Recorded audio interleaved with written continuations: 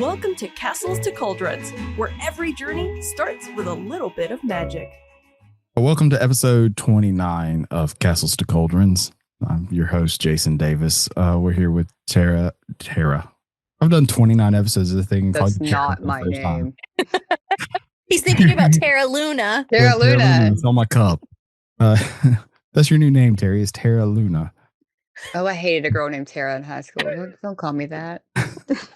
All right. Well, I'm here with Terry, Micah, and for her fifth time, we welcome back Allison. Welcome back. Yay. Thank you. Well, we'll get 5-timer jackets for everybody for next week when we're at AUP. We'll get them something like Barbie-sized jackets because, you know, we're a pretty cheap operation here. Frugal. Just a little figurine to sit on the bed. What's the Mickey plushes they have that you can dress up? The Mimos, is that what they're called? Something like that. Nuemo or New something. Emo, yeah. We'll get. They discontinued those. Oh, they did? They're gone now. They're gone, just like that. There goes that idea. I was going to buy the little jackets from them and put a 5 on the back and give you and Siobhan one, but guess I won't. Yeah, so I hope everybody's had a good week. There's some great HHN news today. We talked about it a little bit last episode. It was confirmed on Friday the 13th that there's going to be a Jason Universe house. It's not me, obviously, but it's Jason from Friday the 13th. And from my understanding, it's going to be Jason through the years type thing. I'm excited. This is going to be a pretty good scare house, I think, versus the first two of Fallout and Five Nights being kind of more of a fun. Are y'all looking forward to it? I did not do I'm not that. excited. I'm immediately regretting my decision. My first thought was, oh no, this is going to be an actually scary one. Like, this is not going to be like kind of scary, fun one. I think it'll be great. Like the other two, like we talked about, were not going to be like super probably scary, like maybe some jump scares. But I think this one, like, I think it'll be nostalgic as well. Like movies that we had seen and Friday the 13th, that's been, how long has Jason been a thing? Like for how long? I've been a thing for about 40 years now. Yeah, like so they can pull it from like the Jasons from the first movie and all the way through. Jason's came out in like the 70s. So The 70s. I've never seen one. Thank goodness we're all not old enough to have been born at that time. Go watch at least one.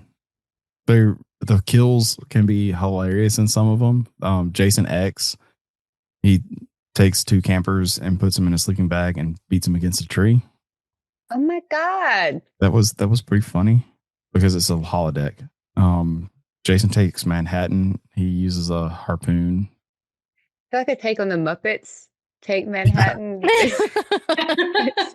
Let's do a Muppets house. Yeah. Why is there not a Muppets house? I would go through the Muppets house all night long. Yeah. Over and over. It's because Disney owns Muppets still, and they don't want to do anything with them. So that's still a sore spot. Sorry. So Robert took me we were dating, and on Valentine's Day, we went to a Friday the 13th movie and watched it. Oh, that's great. And we went to eat at Charlie's before. Nice. I just remember sitting there in the movie and like, this is the movie that we're watching for Valentine's Day. Well, the first movie me and Beth watched as a date was Hide and Seek, which is a scary movie with Robert De Niro of all people. So Jason, that's gonna be fun. There's something I'm excited about it because it's Camp Crystal Lake, and you'll see a lot of this stuff. This is supposedly going in the Fast and Furious building. Some of that queue, they've spotted some props that correlate back to Jason. So some of the past houses that were real nice looking on the inside were like water features where you came out of a cabin and there was water, or that you were in the woods and stuff like that. So this is really, like, I'm hoping you would get this, even though this isn't in a studio, or a soundstage, it's in more of an attraction, that we get depth. So hopefully, just a soothing water feature. Yeah. You're about to be murdered. Yeah, and somebody's cool. They're gonna have something jump out of that water at you. Yes. Jason with a harpoon with a dead body on it or something. I don't know. I want to make sure I am close to Allison or Terry when we go through any of these houses, because I would love to laugh the whole time. So I think Terry. Well, I hide behind Heather. I think the last time I went through, I was like this behind somebody. I just went through like this. You just hid your eyes. You just gave yourself blinders. Yeah. And I was like up against my husband's back. I don't even know if we were married then. And just like, I was like, just lead me through this. Like, just get me through it. It was one for charity. So I paid to go in to help out whatever charity it was. $20. I was like, that's a lot of money to not want to do something. You're going to pay a lot more to not do something. I know. Don't worry. It's for the podcast. I got to buy a ticket for Epcot so I can go eat Is it around a the write world. off? So Is it might be. Speaking of Epcot, July 22nd, we have a reopening date of Test Track. So Test Track 3.0, they've given a small clip of the interior, and it looks like it's brought up to date with the technology that we have. It's still sponsored by GM, which is the Chevy company and everything like that. And the clip was LiDAR type technology. Mhm. It's a bunch of lights they've put in the walls and like, this is what your car sees when it's driving. So kind of wish it was a Tesla like sponsored ride now, since they're leaning into that full self-driving type thing. But I'm not a huge Test Track fan, but I'll get. I like the original. I just wish that they would have just rethemed it to Cars and then just brought all of Cars Land over there, because I like that version better. No, that doesn't work in Epcot. It doesn't work in Hot and Magic Kingdom either. But No, I was like, no, we're being picky about it. Epcot's got a little bit of everything. Mm-hmm. man, I don't like it. I reserve my opinion. Muppet should take over Test Track. That's what we should have done. That would have been hilarious. Yeah. Like, I think that would have been funny. Maybe if they did that and Rock and Roller Coaster, like they could went from the theater to like motorized things. Like, yeah, but they have a sponsor. They're not going to tell GM not to give them money for it. They can. They say, we'll put the Muppets in a collaboration. Corvette. Who doesn't want to see Sweetums drive a Corvette? Yeah, switch GM to Rock and Roller Coaster and then Muppets to Test Track. The whole first movie. We just watched the original Muppets movie, and it's a road trip. So it makes sense. You can fit it in. Beaker and what's the scientist guy? Bunsen. But yeah, they could like be the ones developing the cars. Yeah. And everything goes wrong. They're all the same. Yeah. Let's go to closures right quick. Animal Kingdom, Disney's announced that to keep going on with Tropical America expansion that's happening in Dinoland, that the Boneyard at Animal Kingdom will be closing on September 1st. So September 2nd will be the actual first day that it's closed. So you can expect mounds of kids and adults playing in the Boneyard on September 1st, because this is how it's going to work. Just like with the closing of anything. Muppets. Right. And then there's just a long line, and now the Boneyard's going to have a line to get in and a wait.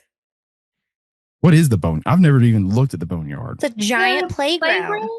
It has all the fun slides and like the different bridges to walk across to the different areas. It reminds me of like your ideal playground as a child. Like if you could imagine what your favorite playground would be, that's it. And all if I'm imagining my favorite playground as a kid, then it's going to be the Muppets. So there's Muppets there. I'm going to bring Muppets up all day. But the best part as a parent, and all of us are parents, is that there's only one way in and out. And there's cast members there, and they're not letting kids just run out on their own. So you can find a spot in the shade to sit down and just turn your child loose and let them run. Because you also can go across the bridge. So you walk through like that big Bronchiosaurus, like you're walking through it. It's the bridge over. And then they have a whole dig area where the kids can go in with those little rocks, like at T-Rex at Disney Springs. And they can dig and do fossils and stuff. I mean, I think we spent a solid 2 hours in there when we were at Magic Kingdom, and Kova had a blast.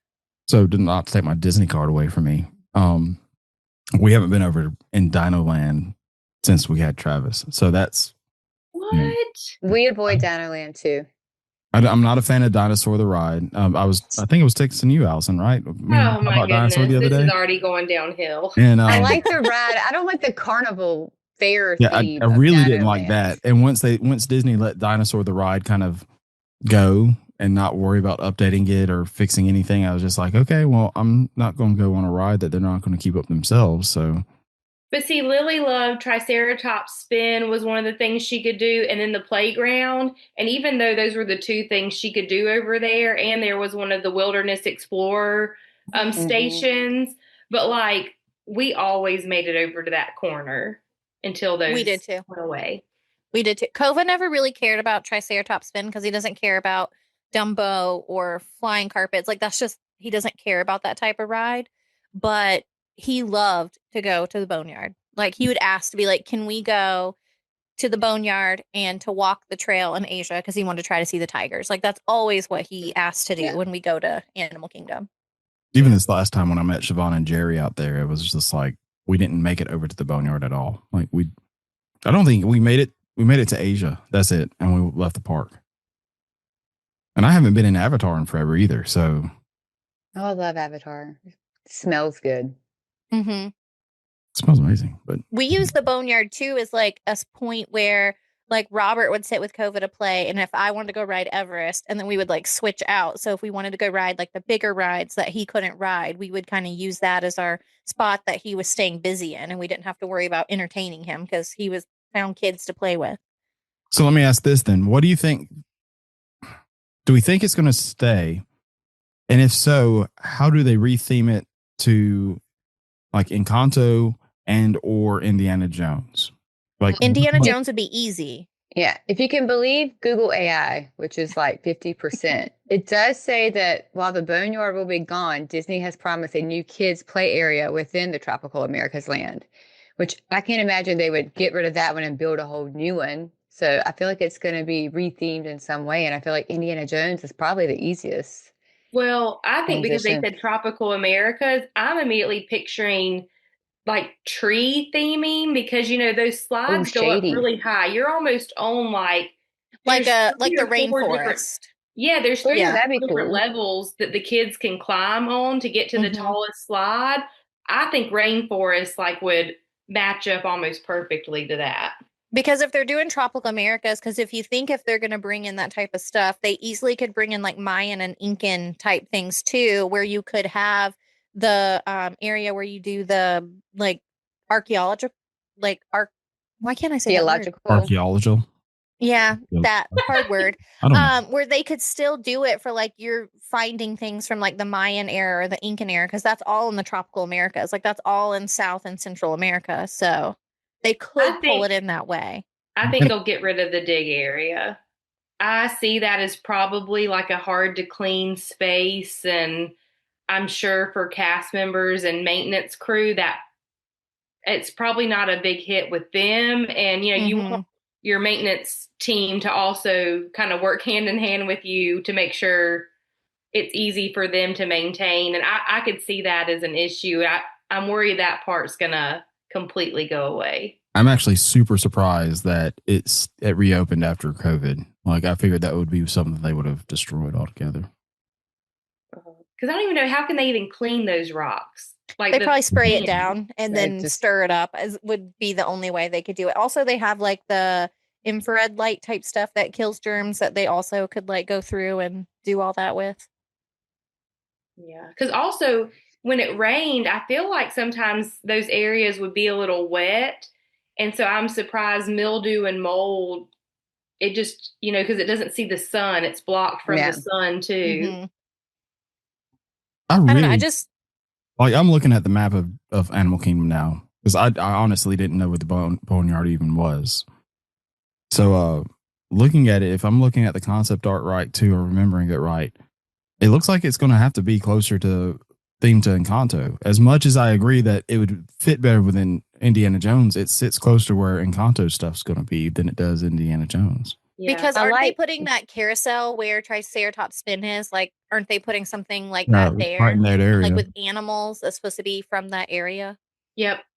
Because like I was like, okay, Indiana Jones, the Mayan, because the way they've talked about Indiana is that it's going to be in a Mayan temple. Mm-hmm. So you're going to have that pyramid built where on top of the dinosaur facade right now. So that would have made sense if it was close to where that was. But since it's like on the other side of the land. It's across the walkway from where you would walk to go to Dinosaur. It's across from what is it, Trilobites or whatever? Yeah, Trilobite. Yeah, and Restaurantosaurus. So it's like across the way from both of those. I think visually the Tropical America's play area would look prettier. You know, just I do like see. rainforesty. Well, the thing about Dino Land in general was that it was just so much asphalt and it looked cheap, and it was done on the cheap. So they're putting money into this, and I think it should look better at the end of the day. But I'm still not like gung ho about it. All right, that's all the news we have for right now. I'm going to do an ad break, and we'll be back, and we're going to talk about the top things a first timer should do on their first trip to Walt Disney World. Are you dreaming of your next adventure but overwhelmed by planning? Magical Travel has you covered. With over 24 years in the business, we specialize in Disney destinations, Universal Studios, cruise vacations, and all-inclusive resort getaways. Our services are 100% complimentary when you book a vacation package with one of our knowledgeable agents. Request a free quote to start the planning process at www.magicaltravel.com. Mention our podcast to be connected with one of our agents you are listening to. And we're back. Good job, Travis. We've all been first timers before, and it's been a while for me. Like, I went to Disney back when I was a kid for the very first time, but it's been 14 years since I went on my first adult Disney vacation. And I remember going on and listening to people like, "Oh, do you need to do this? You need to do this, and you can skip this." So today, what we wanted to kind of talk about is just what we think you should not miss when it comes to your first time at Walt Disney World. And it doesn't have to be necessarily in a park. It doesn't have to be a ride. It doesn't, it can be a hotel. It could be a restaurant, anything like that. So we'll let Terry go first on what she thinks. And it's going to be our top 3. So each one of us will have 3. So Terry, what's your first one? Obviously, the fireworks at the castle at night. I mean, you can watch a million fireworks shows in your life, but it's not the same. The music, the projections, just the sheer quantity and quality of the fireworks. I don't know. I always tear up. I feel like a big loser. I try to hide my face from my husband because he's going to make fun of me. But it's just something special. And so it's one of those things when people are like, oh, you can still see the fireworks in the back of the castle, or, oh, this is a good time to go ride rides that, their lines are shorter. I'm like, no. If I'm in Magic Kingdom and the fireworks are at night, other people can go do that, and I will not get mad. But I'm going to be standing rather, in front of the castle watching the show. I love it. The only time I miss it is if we have multiple nights at Magic Kingdom and I've seen them already, and then I might go do other things. But I always have to watch them at least one time while we're there.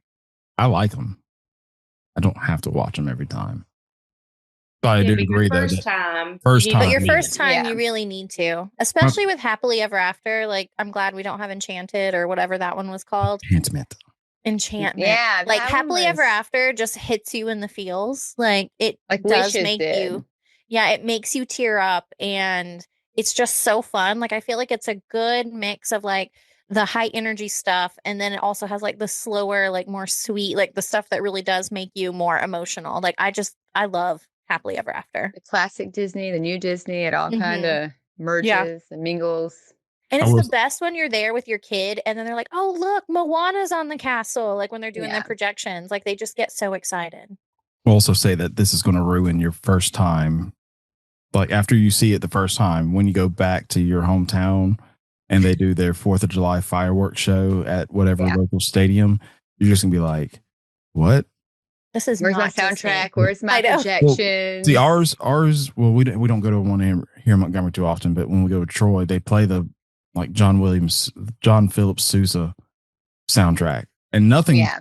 It's all just random fireworks going off whenever. So big finale, and it's the slowest part of a song. And it's just like, what is this? Yeah, and that's the other thing is like Disney has all they're timed with the music and like how they explode and how they like sprinkle down and the colors based on the movie that the music is from at the time and and then you have all the projection even down Main Street like you said in front of the castle, but like if you're in Main Street you're getting thrown deeper into that story of the show.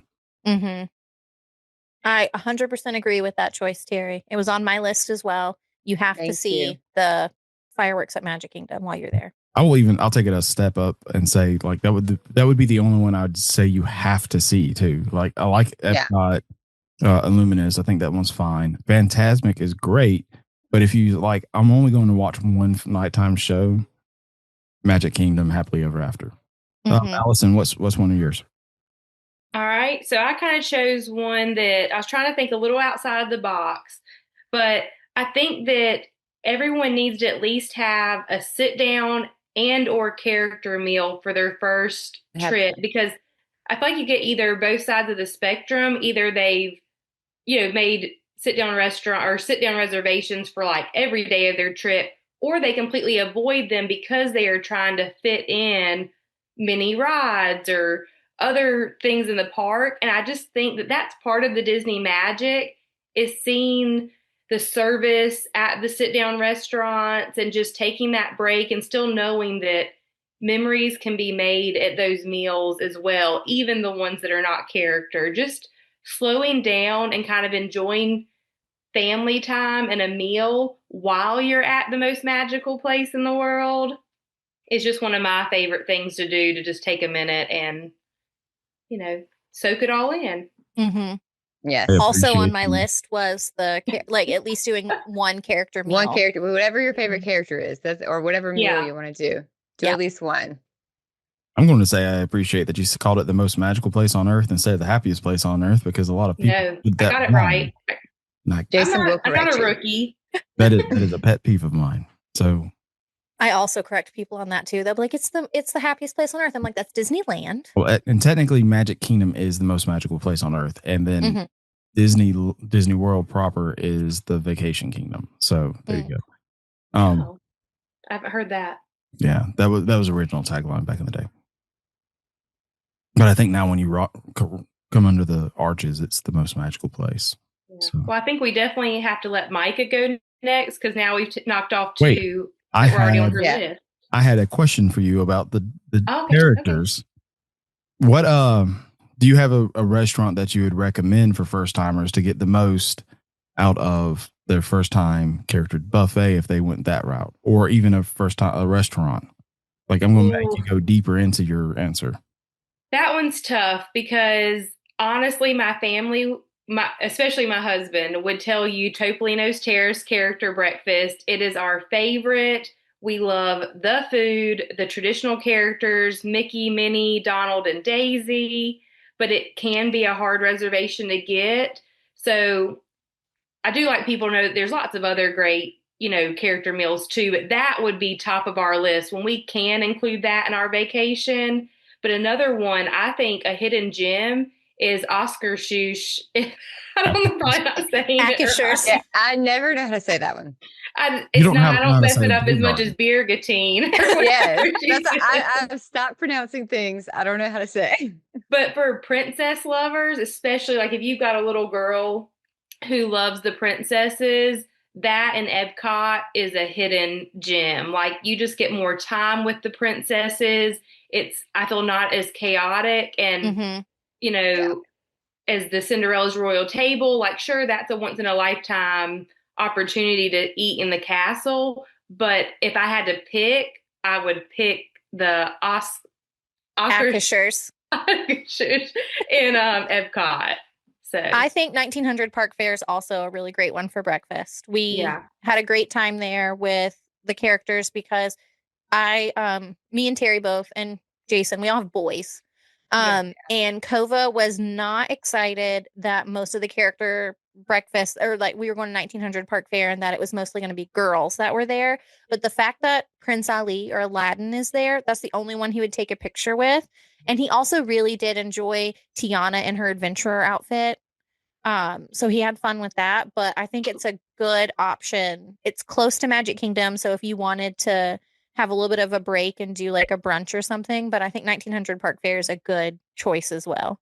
I actually just I forgot, Garden Grill is another hidden gem. Yeah. I hate that Epcot does have so much great dining, because you want to eat around the world, but then they do have these awesome character breakfasts. But Garden Grill, my whole family, like extended family, grandparents, when all of us went a trip, and every single person loved it. And then you got Mickey, Pluto, Chip and Dale are some of our favorite characters. And so that's another one that I would suggest. And that's a very easy reservation to get. And I'm not sure why, because the food and the characters are top of my list. And you get to see kind of like living with the land too. Like you're moving. Yeah, you're in a rotating restaurant. Mm-hmm. I will say skip Chef Mickey's. That is overrated. Yeah. Don't do that one. Like, I mean, we had fun and Kova really enjoyed it, but he was also 3, like when we went to that one, and he really liked it. But it was also when it was the family style and not a buffet. So we didn't miss out on anything because the food was brought to us. That would make it a little bit better. Mm-hmm. My kids love it. Only for tradition alone. Like they think we have to go there. I don't like breakfast to begin with. So I want any other, I can eat like a Pop-Tart and be fine. So I don't want, and we have to do Chef Mickey's every time. So I'm trying to, I don't think I'm going to get their input this time. And we're just going to have to maybe have some fallout because I just don't know if I can do it again. We have the same pictures. It's just, it's so loud. It's loud. It's so loud. Yeah. I mean, it's a good time to, you need to experience it, but I would not make it a first time experience. Yes, that's not a first time thing. Micah, what's one of yours? So seeing as my other 2 that I had on my list, great choices, because I think those are very important things for first timers. But I also always recommend to first timers to stay on property, like somewhere. It whatever is in their budget, if that's staying at an all-star resort or staying at the Polynesian. I feel like you really just need to be in that Disney bubble, especially your first time. So you get pulled into it. You're there. You have your transportation to and from the parks. You're getting the, early morning hours, like that half hour before the park opens, getting to do stuff and experience that. I just feel like it's really important to stay on property. Second that. Yes. Yep. That was actually on my list. So it's gotten worse though since COVID, because not being able to have your merchandise delivered to your room or your resort. Yeah. That type of stuff kind of like kills it, because I did love that. We'd buy a bunch of stuff and then just have it delivered and pick it up on the way in the next day. Mm-hmm. Something Universal still does. Wink, wink. Mm-hmm. Yeah. And I think with the like all-star pricing, they're very like similar to like staying off property at this point. And now you don't have to pay for parking. That was a big downside before, where you were staying there, but you still had to pay for parking. Disney, took that part away. We don't have to pay for parking anymore. And I don't know. I've done both, and I way more prefer staying on property, because I just feel like you get pulled out of the bubble when you're having to like leave, or you are having to fight traffic to get there in the morning or on the way back. And like everyone's just really cranky and tired, and you don't want to have to go into, I don't know, a condo or a house or a hotel somewhere else. You just want to be on that bus, get back there, fill up your resort refillable mug when you get back to the resort, and then go to your room. Like that's the big thing I was going to say is that at the end of the day, when everybody's tired, no one has to get in the car and drive back. Utilize that transportation, whether it's the Skyliner or the bus, the boats. Use it, because it's the best thing ever. I did recommend to someone who was staying on property. They literally are like just finished their trip 2 days ago. They have a son who is on the spectrum, and he gets very overwhelmed with sounds and crowds. And they were going to be at Magic Kingdom for the fireworks. And I said, well, your parking's already included, because they went back for a break in the middle of the day. I was like, I recommend parking at Magic Kingdom so you're not having to fight those people on the bus, like with him, because he was going to become very overwhelmed. Right. They did, like, fortunately, they were able to get DAS for this trip for him, and they tried to stand in the line to see Anna and Elsa at Epcot, and it was like an hour line, and he didn't even make it 15 minutes. Like, they had to leave the line because that wasn't one of the options with DAS for them to use. But like every once in a while, I'll be like, maybe drive to come back. Like if you have a car there, if not, not a big deal. But for them, they did, and it made it a little bit of a better experience coming back at the end of the night. I've heard one tip. I think I heard this on a different podcast, but I'd never thought of it before. Well, y'all just see what you think about it. So it's a little bit more of a costly tip, but people say for when it's really needed, it's, spot on. If you did have to park in the parking lot for whatever reason, if you stayed off site or, for whichever reason you chose, but paying to get a minivan to go to your car, they will drop you off at your exact car location rather than you having to walk all that way. And so maybe, because maybe you've got several kids and it's the late at night. And sometimes that walk, depending on where you were. So I had a bad experience with trying to get a minivan. COVID and I shut down Magic Kingdom and we were like, we're going to get a minivan because he was falling asleep in the stroller. I never got one. It kept kicking me out. Like it would take like the 15 minutes or whatever for it to try to see, like, we're searching for a driver. We're searching for a driver. I got kicked out. After almost an hour of sitting there trying to get one, I just went and got in line for the bus. I would have gotten in the line bus 30 minutes before. I know. I was just like, I really wanted to because I knew I could have like picked him up and put him in the car seat or laid him in the seat. But then I went and got in line for the bus for All-Star Sports. The line was ridiculous. The line for All-Star Music was really short and their bus got there first. I jumped in that line because we were in the baseball section. So butts up to the parking lot of All-Star Music. And then we just walked over. It was the same distance. But that was my one time trying to get one after park closing. That was not. And there was lots of people having. No, I don't think you can schedule them. And there were a lot of people having the same issue, like trying to get it, and they were getting kicked out and not able to get a minivan either. So I've never actually ridden in a minivan. We'll make it happen that's one of our splurges. Next weekend. My husband hates waiting in lines for transportation at the end of the night. He's like, I'll pay whatever it takes to get back to the resort and not have these two kids, carrying them. But I will say that's one thing that was so much better before COVID. Like before COVID, you would pull one up and it would be there in 5 minutes, everything. But since COVID, like she said, we've never not gotten one, but it has taken a lot longer. Some nights they're right there. Some nights it does take a long time for them to get there. I think the only thing wrong with that tip is if you're paying to park. Like if you're staying off site and you've paid the $30 to park, you don't need to be going to another, because you paid $30 to park at every theme park. So you can pull out and go just drive to the next one. If you're not doing that, then why are you going to spend $30, $40 on top of that to get back to your car? Like that would be. She said it was a pricier tip. She didn't say. Bougie tip. The bougie tip. That's my 2 cents on it. I wouldn't, if I'm staying on site and I drove my car because it's the first day or the last day or something like that, and I didn't pay for the parking for the theme park, then I would be glad to do a minivan. Or to pay the upgrade for the premium parking. Yeah. We have done that before when traveling with the grandparents. We pay, we're annual pass holders, so we only have to pay the difference. And I don't know if on-site guests had that same I think they do. perk. But so it was like, $20, $25, and it got us so much closer. We used it at Hollywood Studios specifically. And I mean, it saves so many steps for, our parents to start the day off, not already just wiped out. Yeah. So, my first timers thing, my first one would be, don't miss, I'm going to be an old man. All right. I'm going to be old man on all of mine, but don't miss Muppet Vision.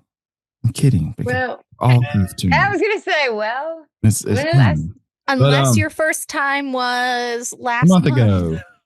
No, but this one's kind of cheesy, but if you need a break in the middle of the summer, like hot day, and you're in Epcot, don't miss Voices of Liberty.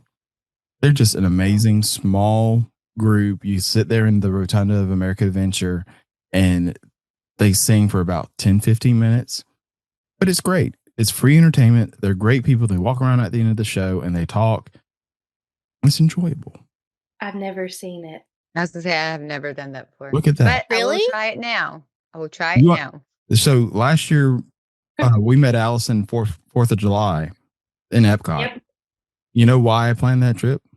Because you wanted to see the Voices of Liberty, Exactly. their special July 4th one, right? On the 4th of July, they do a double cast, is what they call it. So they bring out two sets of members, and the last song that they do, the one set comes up from the balcony, and then the main set's on the ground singing. So it's really cool. Well, my favorite version of Battle Hymn of the Republic is done by them, and it's that version where they have the double cast, and it's crazy. And walked in. Bethany was like, I got to take Travis to the restroom. I'm like, well, the Voice of Liberty are finishing up in there. So I'm just going to go walk in right quick and see the last end of their show. And I walked in right when they were introducing the song. So I got to see my one song that I wanted to see the way I wanted to see it. It made my day the rest, like the best day ever. So Perfect timing. Voices of Liberty, don't miss them.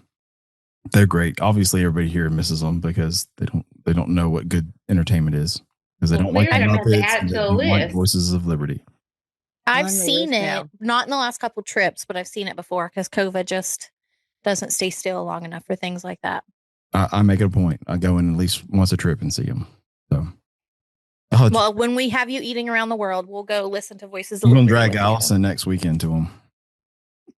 Okay, I'll try to fit She that said in. great. Yeah. Great. Which it's ironic. I'm sure actually Ashley will be totally on board. So that's who I'm rooming with. And I actually think she is a Voices of Liberty fan. I'll have to ask. So, Allison, what's another one for you? All right. So again, it's kind of along the lines, not of stay on site, but again, it may depend on your budget. But please, please, please visit all 4 parks your first trip, if at all possible. Not in one day. Not in one day. Not in one day. But I just, especially if it could possibly be, your family's one time to Disney that you just know this will be the one trip. Or even if you're going to come back, I think it has benefits on both sides. Obviously, if you're not coming back, well, you need to experience it all. If you're making the trip all the way to Disney World, please do not only come and see 2 of the parks. Mm-hmm. Like that, it breaks my heart. It really does. And for those people, I don't ever recommend like park hopper half the time either. Cause I'm like, you really like, if this is going to be your one and only trip, you need to like spend all your time in Epcot this day and really experience everything. Mm-hmm. Yep. Not to get overwhelmed, but then on the other side of the coin though, even if you'll come back, because this is what sometimes I do hear from clients is, oh, well, we're just going to visit these 2 parks because we know we'll come back.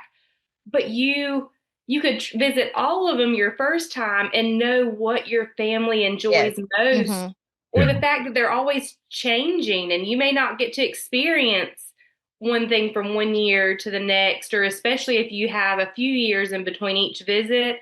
So it's like, it breaks my heart sometimes when people do have to visit just 2 or 3 of the parks on their trip, because I truly love so much about each of the parks. Like it would be hard for me to pick one to not visit during a trip.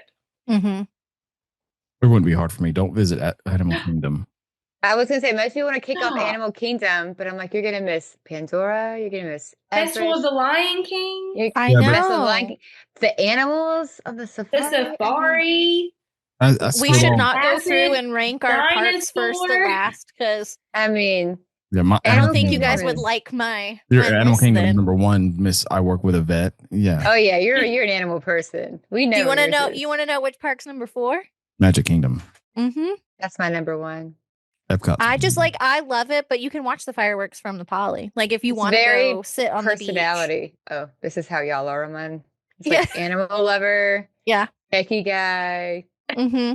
Lives in Fantasyland person. I mean, like your favorite park really does, guys. I'm definitely like Animal Kingdom, Epcot, Hollywood Studios, Magic Kingdom. Like that's my order that I would want to go in. Ooh, what's yours, Allison? I don't know if I could order what my parks would be. So here's a crazy thing, since we're talking about first time type thing. I know if you want to have some time to think about it. Bethany's first theme park for Disney was Hollywood Studios. And that's a good one though. When we went through we had dinner at Ohana that night. So we went to one of the hotels and then took the monorail around. But I made sure she did not look at the castle as we passed by. Like, you can't look, because I've told the story on the podcast. I proposed to her first trip, so I want to make sure that her first sight of Magic Kingdom, the first sight of the castle, was actually in the park. And when you turn down Main Street and you see it, and that was the day that I was going to ask her to marry me. So I wanted all that to just be in that little, that memory. In a perfect world, I would say 5 park days so you can start and end your trip with Magic Kingdom. Not to mention Exactly what I do. Mhm. yeah, there's so many attractions too. It easily can take up 2 days, but if you could not go back, visit it on 2 days, are y'all team start with Magic Kingdom or team end with Magic Kingdom? End with it. I've I'd either think it always put it in depends middle on- or end. I think it depends on when you arrive. Like if you're getting there on a weekend, I would say move Magic Kingdom more to the middle of your trip. But if you're getting there like on a Monday and you're going to start on a Tuesday or something, I would say start with Magic Kingdom. But you're also starting your expectation up really high for your trip. Just like I would tell people to end their trip, like I'm switching to Universal now. I would tell people to end their trip with Epic and not start with it because I feel like you're going to be disappointed with the other two parks if you do that. Could you imagine if Magic Kingdom was the first park you went in and it's so beautiful, so amazing, and then the next park you went into was Animal Kingdom? It's such a drag. That's so harsh. I think Animal Kingdom is beautiful. I think it's a great themed park. Don't get me wrong. I'm just saying it's not my favorite. Can I just say I get the same feeling walking into Animal Kingdom and seeing the Tree of Life as I do walking into Magic Kingdom and seeing the castle. Like to me, it's just I love it. So Micah, what's another one of your first time? First time. So I feel like if you're going for the first time, you have to do something that's original. And for me, that's going to be like the Tiki Room or like Haunted Mansion. I feel like you have to do something that is original. And one of the things that like Walt never got to see Walt Disney World opened, but he knew stuff that was going into it. No, he didn't know. He did know some of the stuff. Wouldn't he have known the Small World because it was from the World's Fair? And they knew that. Yeah, he didn't I thought he did. He did not plan out Magic Kingdom. He planned out Epcot, the city. He didn't. He needs a Ouija board one night and talk to Walt. Go look it up. He knows. I will. If y'all prove me wrong, I will be fine with it. Okay, Walt was 100% on board with the reason Walt Disney World was being built was because of Epcot. That was his focus. The theme park was a secondary, so there was no plans for it. It wasn't until after he died that Roy came and said, "Hey, let's just take what was expected of Magic Kingdom and Disneyland, what everybody loves, and bring it over here." So Small World, Peter Pan's Flight, that type of stuff, Tiki Room. And Orlando was so mad because they weren't getting pirates like Magic Kingdom and Disneyland had. So that's when Big Thunder Mesa got revoked and they put in Pirates of the Caribbean instead. So there's your, Walt didn't know what was going on in Magic Kingdom. Okay, well, still the Tiki Room because that's like the original animatronics that they were making, and it's really cool. And again, my child we will watch Tiki Room 3 or 4 times while we're in Magic Kingdom because he just loves to go in there and hear the little beaks moving when the birds are singing. Satisfying. He loves that thing. He loves to go in there. And you can get your Dole Whip at Aloha Isle and go in there and eat your Dole Whip while you watch. Your snacks in there. Popcorn, soda. But I just feel like you have to do something while it's still there that's original to the park that opened. Like, I feel like you just need to have that little bit of like history and go do that and know. I don't know how anyone else feels about that, but that's how I feel. I feel like I always tell people they have to. I'm on the same line as you because mine's going to be similar, but I don't like Tiki Room in Walt Disney World. Like, I don't think it's a have to. I didn't do it at Disneyland because I didn't have Kova with me. But I will make time to do it in Disneyland because that is Walt's Tiki Room versus what we have here. It's not, everything down here is not his, right? It wasn't his plan. Tiki Room's a great show. I like it for getting out of the heat during the day. It's enjoyable. It's satisfying hearing the cooking. So, Terry, what's another one for you? I'm trying to mix it up here, and I have 2. Okay, I'm gonna go with. I don't know. Okay, I'm going to go with Pandora, the Flight of Passage. Ride it because it's not a roller coaster, but it's not a 3D ride. I don't know. It's different. It is a 3D ride, but I mean, it is, but it's not I feel like it's better. It's Soarin' on steroids. Like when Yeah, we but first it's went, better. everybody was telling us to ride Soarin'. And I think nowadays, people, if you're going to say ride Soarin', you're going to tell them to ride Flight of Passage Yeah. before Soarin', because, like Micah said earlier, Magic Kingdom is the pinnacle. So everything else is kind of not. I feel like it's a good ride for people that like roller coasters, people that can't handle roller coasters. I don't know. I just like the ride on you go up and down. You feel like you're flying. I like the immersion of it better than a lot of other 3D. To me, it's like the Harry Potter ride at Universal in Hollywood. Like you feel inside of it. Some 3D rides you don't feel inside of. You feel like you're watching a screen the whole time and your seat's moving. But other one, you can see, you can feel the wind. They have the smells. Like when you go down the water, it splashes you in the face. It's a best smelling attraction. Yes, it's a whole ass adventure in like one theater. I bought the candle. Like it is the best smelling attraction. It is. Land. It's the prettiest land. It might not be my favorite land, but Pandora, as far as visuals, is the prettiest in my opinion. I just wish they'd fix the nighttime stuff and take out all the overhead lights like they have now. Yeah. That first. I know. I really, really wish that there would be more nighttime hours at Animal Kingdom. Yes. Yeah, I think Animal Kingdom is a beautiful park. I just it's not my favorite, but I think Pandora is the pinnacle of what Animal Kingdom is and what Joe Rohde did for that land and that park in general. I hate to see that he's not involved with what's going on in Animal Kingdom now. My next one is kind of on the lines of Micah, like I alluded to, but it's an actual original Walt Saul show. And that I feel like I know what this is going to be. Carousel of Progress. This ride was put out in 1964's World Fair in New York and was put in Disneyland for a long time. They brought it over to Walt Disney World. It's the pinnacle of what Walt loved when it came to where he started with the Tikis all the way up to, it's the closest thing we have to Mr. Lincoln, what they have in Disneyland. So it's seeing what Walt wanted. Yeah, there have been changes to the show that it was back then to what it is now. But in the end, the premise of it's still there, the rotating theater. I think it's a great little, once again, it's a time to get out of the summer, whether it's raining, it's hot. You spend 20 minutes in a theater watching the history of nerdom when it comes to me, of how stuff evolved. I just enjoy it. Do y'all enjoy Carousel of Progress? It's a really good spot to have air conditioning and nap. Yeah.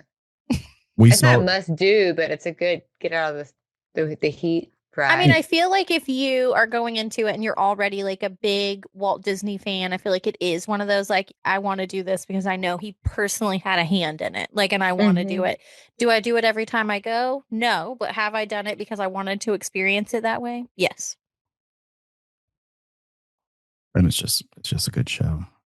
Until you get stuck in the same room 3 times. Yes, that does get bad. It's a great song too. It's another Sherman Brothers song. That's the song me and Bethany walked down the aisle to after we got married. It was great. Aww. Her mom was like, "This song is so cheesy. Why are y'all going to a cartoon song?" I'm like, "It's a great, big, beautiful tomorrow." So that's that I love Sherman Brothers. I love Walt Disney. So that one wraps it all up in one big bow. Okay, Micah, what's your last first timer? Last first timer. So along the same lines of like fireworks, but going and seeing the Festival of the Lion King, because I feel like that is the closest you're going to get to seeing like the level of shows that they can put on. Like, it's so good. The performers that they have are so good. I feel like you get disappointed when you watch other shows because I feel like Festival of the Lion King is just a whole other level. And if you're like making like your top things you want to do in each park, I feel like for Animal Kingdom, I always tell people like Festival of the Lion King needs to be at the top of that list. You need to see it. Make sure you look at show times to know when the last show is going to be, because I don't know how many people will be like, I want to go at like 5:00. They don't have a 5:00 show. Like 4:00 is usually like their last one that they're doing for the day. Like, you just have to make sure. And I just feel like Festival of the Lion King is like that top thing Like if you're going to see a show and you enjoy that, again, great air conditioning. The show is very entertaining and good. The singers, the cast, everybody is fantastic. I don't think I go to Animal Kingdom and not watch it. Allison, what do you think?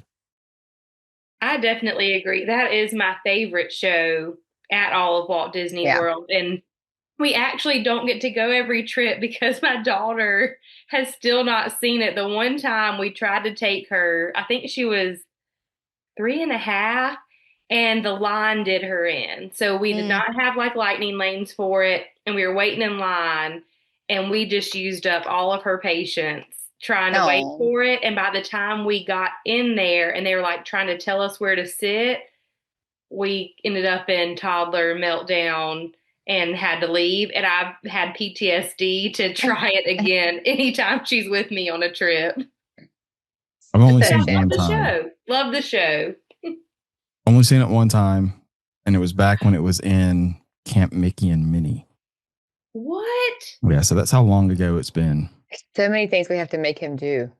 You don't have to make me do it. Another I've done show it. that'll bring you to tears. Like there are points in that show where I have to like keep it together to not just like end up boohooing. Like when the birds are flying and like they're in love. Ugh, every time. I liked the show when I saw it. I'm just not a huge aerialist, gymnastics type person. So when it came to like all that stuff, I was like, nah. The monkeys, when they're doing all their like the tumbling monkeys are so Even good. the music alone. I love the Lion King soundtrack. I like the Lion King soundtrack. I don't know if it's because I am like, I'm an 89 baby. So like peak Disney for me. Lion King, The Little Mermaid, Sleeping Beauty, those types of things. Like the Lion King, I mean, I've probably seen it 100 times. Like I remember it so many times playing. Like for me, that's one of my like absolute favorite movies. I could never get tired of it.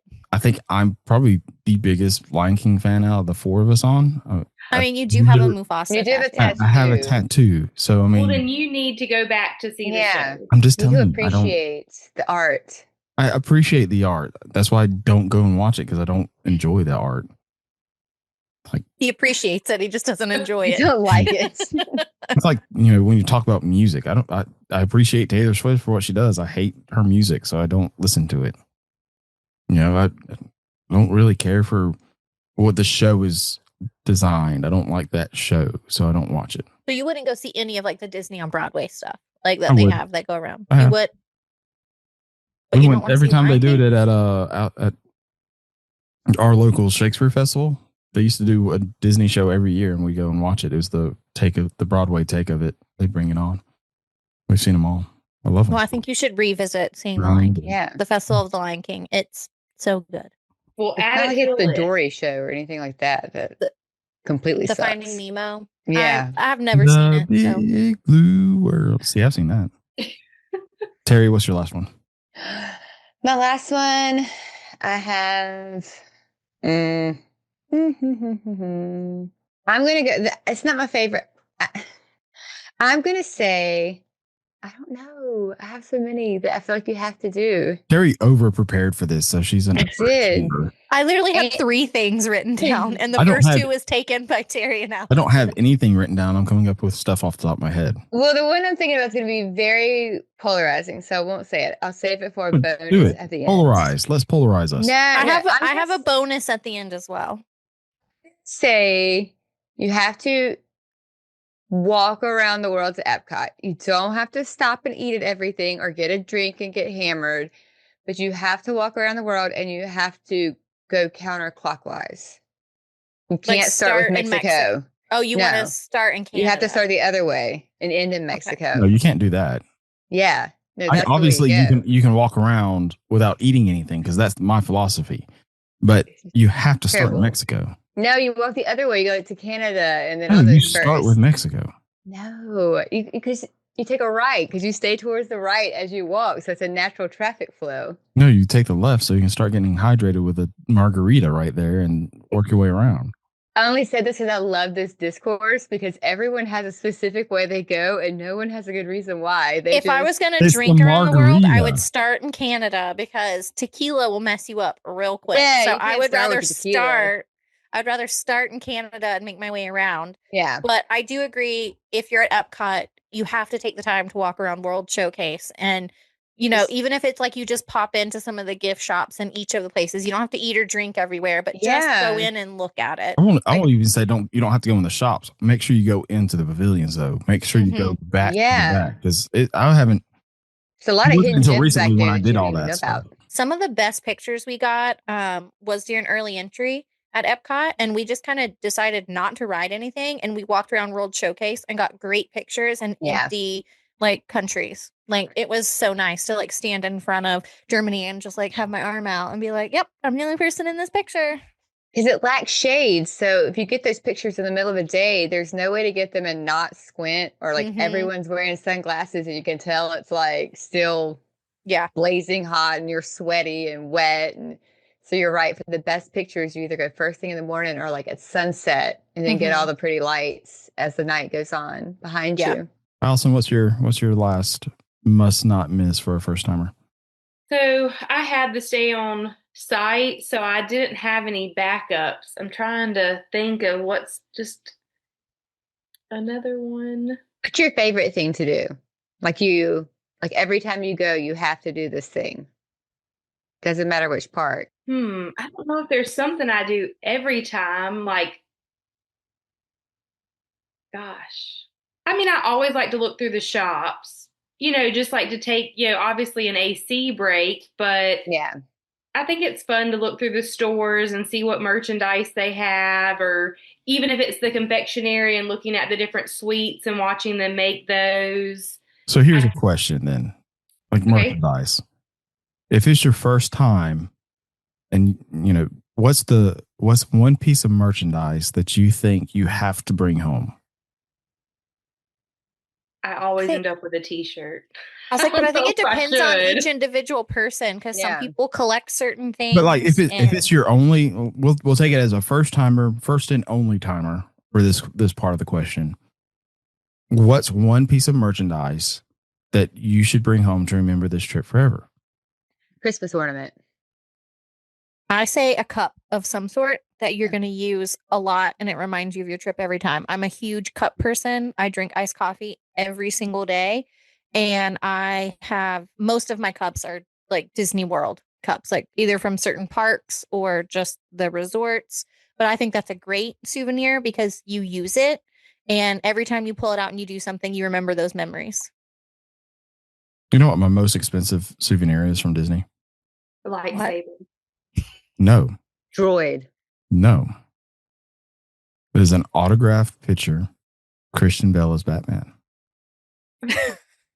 That's a Disney souvenir? Yeah. It was in Sid's. And when you walk into Hollywood Studios, you know, Sid's was right there on your left. That used to be a movie memorabilia shop. And I walked in there and there was Christian Bale dressed as Batman with his signature, and I bought it for over $400. Wow. So that's my most expensive Disney gift or merchandise. And I told Beth it's always going to be in a living space where everybody has to see it, because I'm not going to. So what's your souvenir you think they have to have, Allison? I don't know if I have any particular reason for it, but I definitely would say I feel like a t-shirt or a coffee mug are just like the go-tos. And there's so many to choose from, and it can be fun to pick out which is your favorite or what stands out. But like the cup, for kind of the same reason you said, you know, it can be a coffee. I like the coffee cups better than other cups, but same thing, like you'll use that when you get home. And then just a t-shirt, you know, that's just the quintessential. You know, you've traveled somewhere, you got the t-shirt. My mom would say magnets. My mom is a huge magnet person. Too. Oh, yeah, that would be a good one. I've recently gotten into pins. Pray for my wallet and the pin adventure that should continue. So what's yours, Jason? The one souvenir you think? I'm a t-shirt guy. Like, yeah. And I've lost a lot of weight and I've gained a lot of weight in between the times of going to Disney, but I still have every single shirt I've bought. Even if I can't wear them anymore, they're still either hanging in my closet or because I'm a t-shirt guy in general. So I have 6 stacks of t-shirts next to the bed because I can't fit them anywhere else. And that's me. Like, they're dated. I have some of the old ones that were dated from 2017, whatnot. If we do an event, I buy a shirt from the event. When we came back from Alaska, I had, I think, 6 or 7 shirts I bought. So my last one is actually something I completely hate, but I think is quintessential to everybody's Walt Disney World trip because it's so popular and so annoying to listen to. But it's a small world. Oh, yeah. Like, did you really go to Walt Disney World if you didn't get on the most annoying boat ride in the world? And get that Yes. song stuck in your head. Yeah. Yes. Although I would say the new song that gets stuck in everyone's head is from Mickey and Minnie's Runaway Railway. Yeah, Yes. I can see that. But I mean, it's not as correlated to be stuck in your head as Yeah. Small World, because Small World's engineered to be a song that like doesn't end. It's always doesn't have an I ending. always theme. forget how long that ride is until I have heard that song already for like 3 minutes, and I'm It's like, different languages and get me off this ride. What's even worse is if you go during early entry and your child really wants to ride it and you're the only people in the boat and they're running everything even slower. So you're like literally on the ride for 8 to 10 minutes. Anyway, you could Well, then you'll get backed up in that last room and just sit there and continue to listen to it for another 10 minutes. Yeah. But it is the most annoying ride. Bethany loves it. When we're talking about nursery themes, that was the original nursery theme, was It's a Small World. And I'm just like, good God. So, no, I think everyone should ride it at least one time. Yeah, and I think it's a first time, like it's a rite of passage. First timers need to go on It's a Small World just to know how annoying some of these rides are. Well, I feel like they need to do that just like they do need to do like Pirates of the Caribbean, Haunted Mansion. Like they need to do those things. But those are good. I feel like. Right, they're good. But I feel like it kind of goes into that same category of like, you should definitely, if you're making a list of rides you're going to ride at Magic Kingdom, these need to be on it. Yeah, but if there's like anybody, if there's one ride that you've got to go on, period, I think it's that. I do agree though. Haunted Mansion is great. Disneyland's better. Pirates, Disneyland's better. But they're all, you know, the history's there. But Small World being the most popular of the songs that Disney's ever put out, and it has a tie to Lion King. It's in Lion King. They even make fun of it there. So there it is. You want to know what my controversial one was that I didn't say? What is your controversial one? Because I thought Safari. the Epcot one was this. I don't think that's controversial. If you're at Animal Kingdom, Jason doesn't like Animal Kingdom. I'm fine with doing the safari. That's the only reason we go. There are some endangered species there, or just animals in general, that you will literally never see in real life. You'll only see pictures of them every time you ride it. Yes. I had been so close to a giraffe. If it was allowed, I could have touched it. Yes. Reached out and touched it. But we love the safari. And like you said, it's different every time. You just, I have pictures of my kids, like the back of their heads, of them looking at like the endangered rhino. And I'm like, you know, when they grow up, that rhino may not exist like that particular one probably won't exist. But, you know, that species might not exist anymore. And I have a picture of my kid, like, gazing at this, you know, thing Black that rhino. we're probably never going to go on a African safari in real life, you know. So that's why I love the safari. Can I do my one that? It's what's an honorable mention then? An honorable mention for me. If you're a first timer going to Disney World, you really should use a travel agent or a travel planner, because they're gonna help you do all these things. They have the insight to tell you, like, for your family or what you guys are into, this is the best resort to stay at. This is how you should plan your days. These are the rides you guys should ride. This is the restaurants you should go to because of their favorite characters that they like, or things like that. It definitely, I feel like, takes a lot of the stress, because planning a Disney trip can be very stressful. It's expensive to do. Sometimes you only get to go once every like 5 or 10 years. And you should take that stress off of you and put that onto someone else. Or, like, for me, not stressful at all. I actually enjoy every bit of researching for a Disney trip and knowing what to do with it. So leave it in the hands of someone else. Tell them what are your things that you definitely want to do, you know, and everything. And it just makes the trip so much less stressful. Yeah. Us as travel agents can be that sounding board, because if you post on Facebook, what should I do at Disney, or getting ready to go to Disney, what are your tips and tricks? they're going to give you everything that their families love. Yeah. And not that that's right or wrong, but we are looking at it from a perspective of we're going to make sure we're finding out what your family wants to do and help match those to what your friends are telling you to do, because it's not going to be the same answer for everybody. And when I see those Facebook posts, I just want to be like, please, like, make sure you understand what some of the people are telling you to do. Or like I said, even if you just use a travel agent just to ask your own questions to and be a part of that research, I think can be really beneficial. Yeah, we can be as much hands-on with you as you want, and we can be as much hands-off as you want.